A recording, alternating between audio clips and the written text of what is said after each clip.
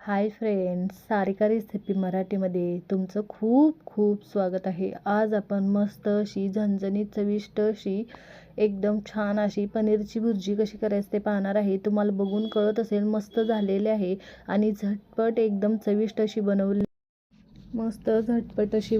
आहे. तुम्हाला बघून कळत असेल किती छान झालेली आहे. आपण ही छान अशी एकदम चमचमीत अशी पनीरची भुर्जी बनवलेली आहे. तुम्ही नक्की करून बघा. तुम्हाला पनीर रेसिपी खूप आवडेल. तर चला वेळ न घालवता व्हिडिओला सुरुवात करूया. इथे बघा, सर्वप्रथम मी पनीरची भुर्जी बनवण्यासाठी 3 मीडियम साईजचे कांदे घेतलेले आहेत, 2 टोमॅटो घेतलेले आहेत, 7 ते 8 लसणाच्या पाकळ्या आणि 3 ते 4 हिरवी मिरची. आता कांदा आपल्याला एकदम बारीक असा कट करून घ्यायचा आहे.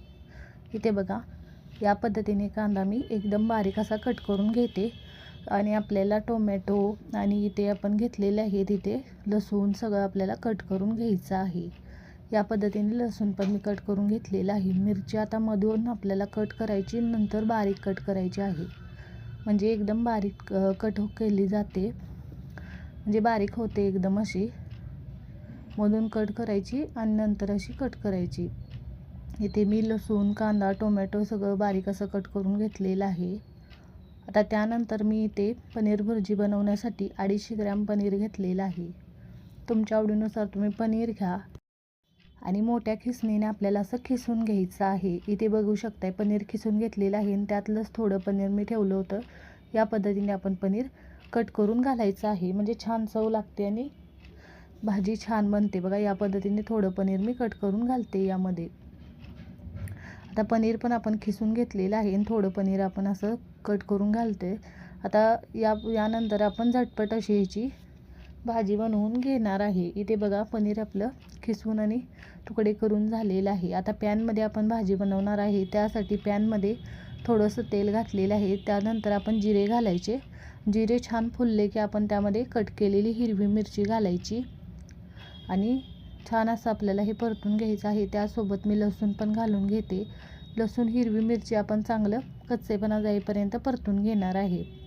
इथे बघू शकता, हे छान असं परतून घेतलेलं आहे. त्यानंतर मी यामध्ये कांदा घालून घेणार आहे. आपण कांदा बारीक कट केलेला आहे. चांगला आपल्याला कांदा पण परतून घ्यायचा आहे. इथे बघू शकता, या पद्धतीने मी कांदा चांगला परतून घेते. कच्चेपणा जाईपर्यंत कांदा पण आपल्याला चांगला परतून घ्यायचा आहे, हलक्याशा सोनेरी रंगावर. इथे बघा, कांदा मी चांगला परतून घेतलेला आहे. आता त्यामध्ये आपण आले लसूण पेस्ट घालून घ्यायची.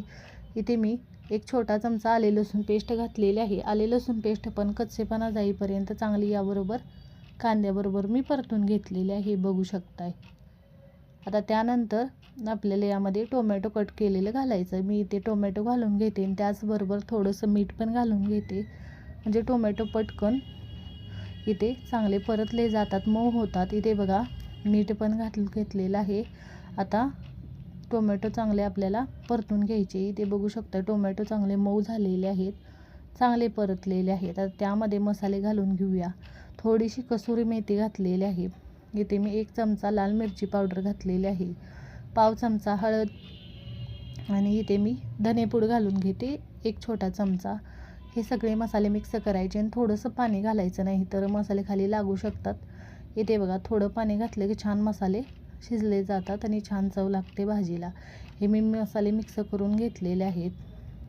या पद्धतीने थोडं पाणी पण घालून घेते. बघा, या पद्धतीने मसाले आपल्याला एकत्र करून चांगले शिजवून घ्यायचे आहेत. बघा, याबरोबर 2 मिनटं थोडंसं अजून पाणी मी घालून घेते यामध्ये. इथे बघू शकता, या पद्धतीने थोडंसं पाणी घातलेलं आहे, मिक्स करून घ्यायचं. इथे बघा, या पद्धतीने मी मसाले शिजवून घेते. बघा, मिक्स करून छान चव लागते बघा भुर्जीला. या पद्धतीने पाणी घालून मसाले चांगले मी शिजवून घेतलेले आहेत. आता त्यामध्ये मी 2 चमचे क्रीम घातलेले आहे. आपली दुधाची शाई असते ती फेटून घातलेली आहे. तुम्हाला फ्रेश क्रीम घालायची असेल तर 2 चमचे घालू शकता.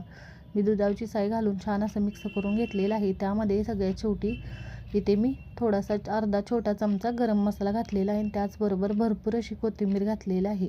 हे व्यवस्थित असं गरम मसाला आणि कोथिंबीर मिक्स करून घ्यायचं आणि त्यानंतर आपण खिसलेलं पनीर यामध्ये घालून घ्यायचं. सगळं पनीर मी यामध्ये घालून घेतलेलं आहे. पनीर पण मसाल्यासोबत छान परतून घ्यायचं 2-3 मिनटं. इथे बघू शकताय, पनीर मी या पद्धतीने मसाल्यांसोबत परतून घेते. या पद्धतीने. आणि याच्यावर झाकण ठेवून आपण मीठ घालायचं चवीनुसार आणि झाकण ठेवून छान शिजवून घ्यायचं.